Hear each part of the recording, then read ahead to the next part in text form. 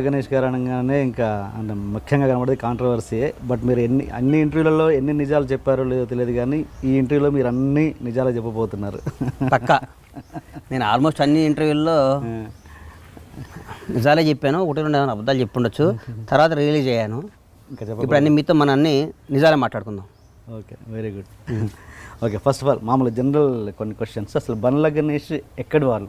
షాద్నగర్లో ఉంటారని తెలుసు. బేసిక్ అసలు మీ ప్రాపర్ మీ నేటివ్ ఎక్కడ అండి? నేను పుట్టింది గుంటూరు డిస్టిక్ అండి, పొన్నూరు దగ్గర తెలగాయపాలెం ఒక విలేజ్. ఓకే, మా ప్రాపర్ అది మా పుట్టుక. ఓకే, నేను ఏజ్ ఆఫ్ 10 months, నా 11 నెలల్లో 1 year లోపు అక్కడి నుంచి మేము కర్ణాటక వెళ్ళిపోయాం.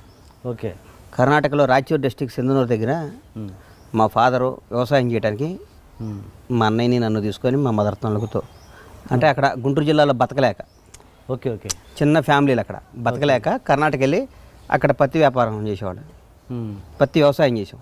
ఓకే, అక్కడి నుంచి 1983 షాద్నగర్ సెటిల్ అయిపోయాం. ఇప్పుడు మా షాద్నగర్లోనే అంతేగా మా కర్మభూమి అన్నీ మాకు షాద్నగరే ఇంకంతే.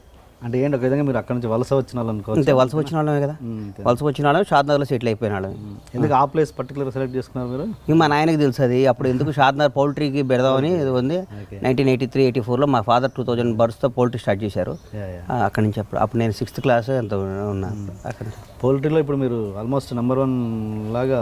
తెలంగాణ స్టేట్లో మేమే నెంబర్ 1 అండి, ఇండియాలో నెంబర్ 2. ఓకే, అవార్డు కూడా తీసుకున్నట్టున్నారు. అవార్డు మేము పౌల్ట్రీలో మేము నెంబర్ 1 సార్. మా ప్రొడక్షన్ కానీ ఏమైనా మేము డైలీ మాకు 20 లక్షల గుడ్లు వస్తాయి. ఓకే, హైదరాబాద్ స్టేట్లో రోజుకి ఒక 70-80 లక్షల గుడ్లు తింటే అందులో 20 లక్షలు మా గుడ్లే హైదరాబాద్ సిటీలో తినే గుడ్లు. స్పెషల్గా మీరు ఓన్ ఫ్యాక్టరీ అండ్ ఓన్ అన్నీ అసలు పౌల్ట్రీలో మాకు మేము ఒక రకంగా లేయర్లో వీఆర్ డిక్టేటర్స్. ఓకే, హైదరాబాద్లో మేము శాసిస్తాం రేటు కానీ ఏమైనా కానీ. Very good, very good. Okay, and me education ఏంటి? ఇంటర్మీడియట్ ఫెయిల్ అయ్యా సార్. అవునా? అంటే ఎడ్యుకేషన్ చాలా పూరా లేదా? అసలు చదువు వచ్చేది కదా, మరి ఏం చేయమంటారు. 6th, 7th, 8th అప్పటి నుంచే షాద్నగర్లో ట్రైన్ ఎక్కి హైదరాబాద్ వచ్చి, హైదరాబాద్లో అప్పుడు ప్రతిఘటన సినిమాలు ఆడుతుండేది. అప్పుడు దీపక్ థియేటర్ అని ఒకటి ఉండేది, కాచిగూడలో కుమార్ థియేటర్ అని ఒకటి ఉండేది. షాద్నగర్లో ట్రైన్ ఎక్కేవాళ్ళం దొంగతనంగా, దిగేవాళ్ళం సినిమా.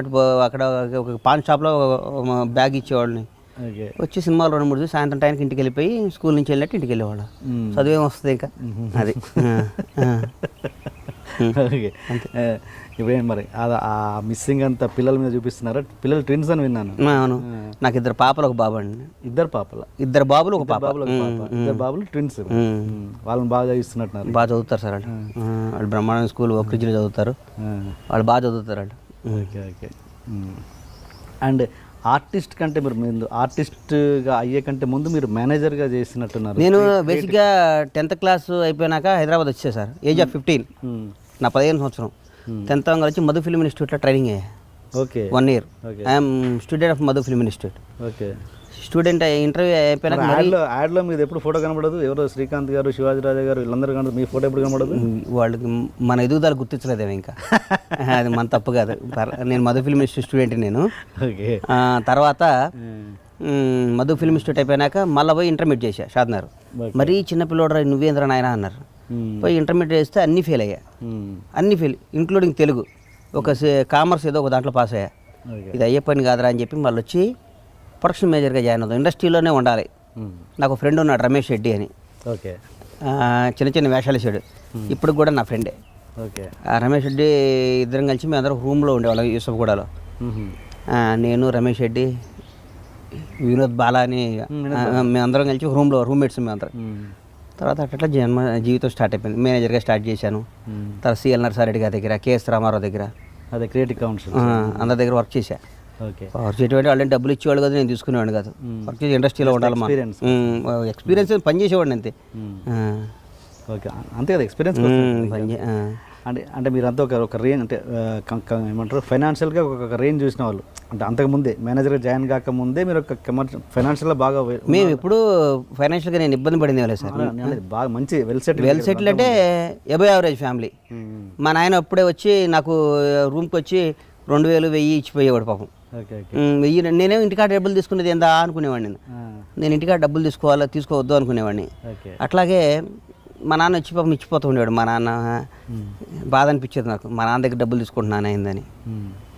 నేను ఆల్మోస్ట్ ఒక 20 ఇయర్స్ బ్యాక్ నుంచి ఎప్పుడు షాద్నగర్ నుంచి నేను డబ్బు తెచ్చుకోవటం లేదు. అట్లాగే సినిమా తీసే రోజు ఫస్ట్ రోజు ఒట్టు పెట్టుకున్నా, షాద్నగర్కి ఇన్కమింగ్ ఉంటుంది కానీ అవుట్ గోయింగ్ ఉండకూడదురా అమ్మ అని ఒట్టు పెట్టుకున్నా మా అమ్మ నాయన మీద. Very good. మా ఊరికి డబ్బులు పంపించాలి కానీ తెచ్చుకోవద్దు నేను హైదరాబాద్. అందుకని నేను హైదరాబాద్ ఒక రూపాయి దాన్ని. ఓకే. ఇక్కడ వస్తే ఏదైనా షాద్నగర్ పంపిస్తాం అంతే. మా జీవితం షాద్నగరే కాబట్టి. గుడ్.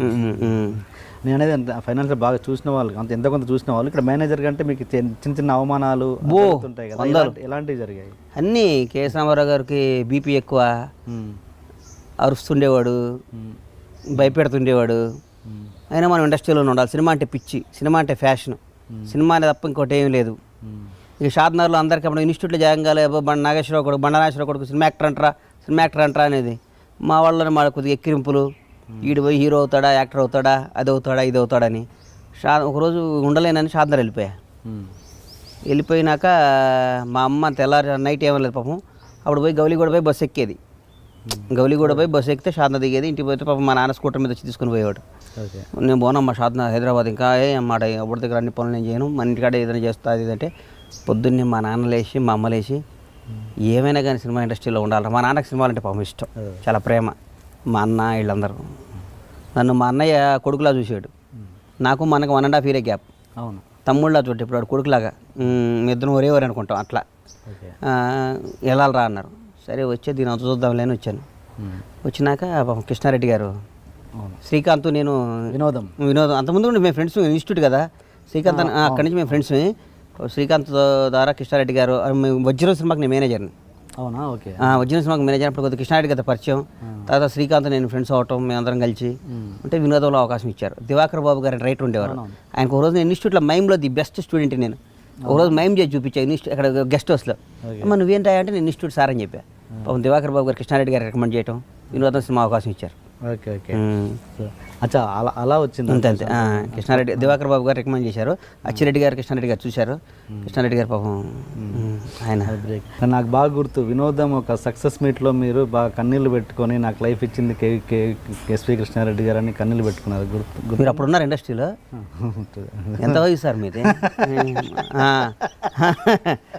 నా కృష్ణారెడ్డి గారే కదా సార్. మరి అంతకుముందు ప్రొడక్షన్ మేనేజర్ అంటే నా స్థాయికి తగ్గ పని కాదు. నేను అంత నా మనసుకు తెలుసు నేనేందో. ఓకే. ఆర్టిస్ట్ అవుదామని ఇన్స్టిట్యూట్ ట్రైనింగ్ అయ్యాను. కృష్ణారెడ్డి గారు ఇచ్చారు నాకు. తర్వాత 2-3 సినిమాలు, కొన్ని సినిమాలు యాంకరేజ్ చేసి వాళ్ళు యాక్షన్ ఇచ్చారు. కృష్ణారెడ్డి గారు నన్ను ఒక రకంగా చెప్పాలంటే ఓ తమ్ముళ్ళ చూసేవాడు సార్ నన్ను. మరి ఆ విషయాలు తెలాలంటే ఇండస్ట్రీలో ఉండక్కర్లేదుగా, బయట ప్రేక్షకులు కూడా చూస్తారు కదా. మీరు ఉన్నారు అర్థమైపోయింది. మీరు మనలా లాంగ్ జర్నీ ట్రైన్ మీద.